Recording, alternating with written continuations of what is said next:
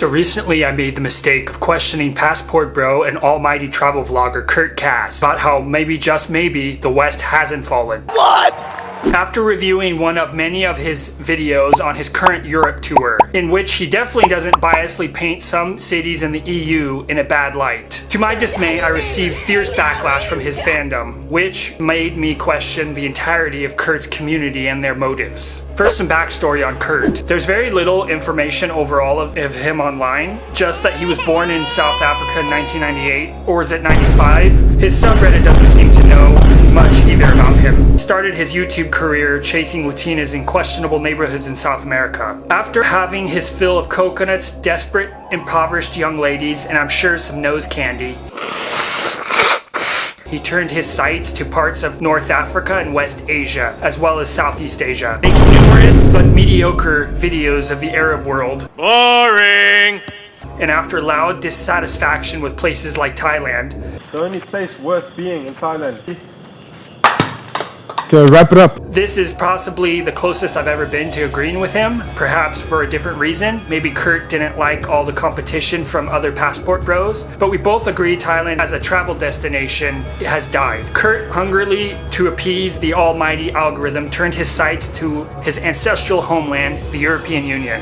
Here, Kurt, virtually out of nowhere, and to the bewilderment of about half of his fan base, starts producing videos predicated around the far-right myth and talking point that the West has fallen. According to sources around the internet, and as well as a lot of DMs I've got, his fan base was not happy with this 180-degree turn from passport-era style videos to anti-immigration, Islamophobic talking points, and also his mimicking Hitler photo shoots.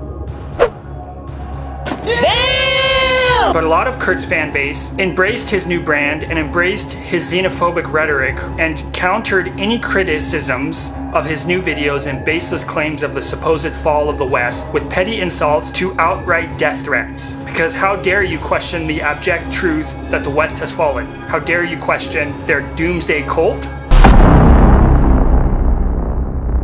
Similarities to the West has fallen narrative. Key traits to outline. Apocalyptic thinking. Collapse is inevitable. A lost golden age. We used to be pure and strong.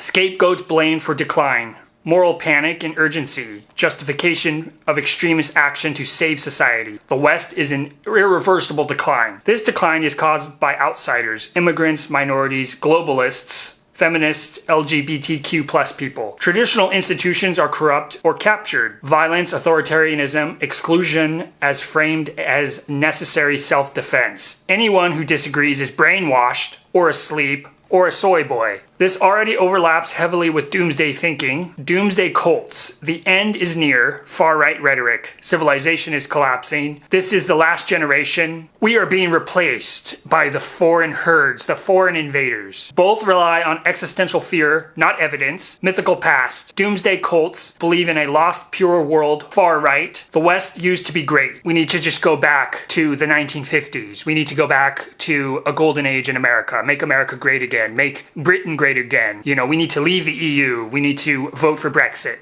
Vague nostalgia with no specific date because it falls apart with examination. The past becomes a religious myth, not history. Chosen people versus enemies. Doomsday cults. Insiders have secret knowledge. They've taken the red pill. Far right. We see the truth. NPCs, sheep, normies, as Kurt would say, the HDTV community, or soy boys.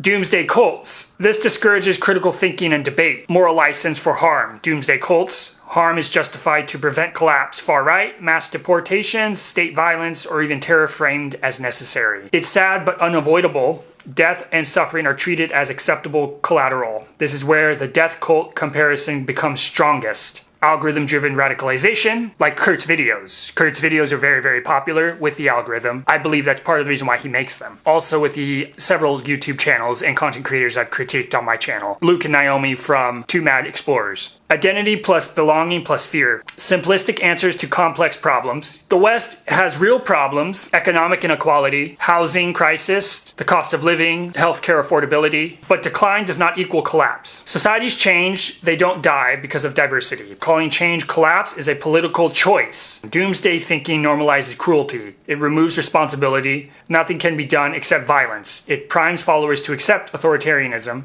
Historically, these narratives always precede repression. When a movement is obsessed with decline, purity, unavoidable death, it stops trying to build a future.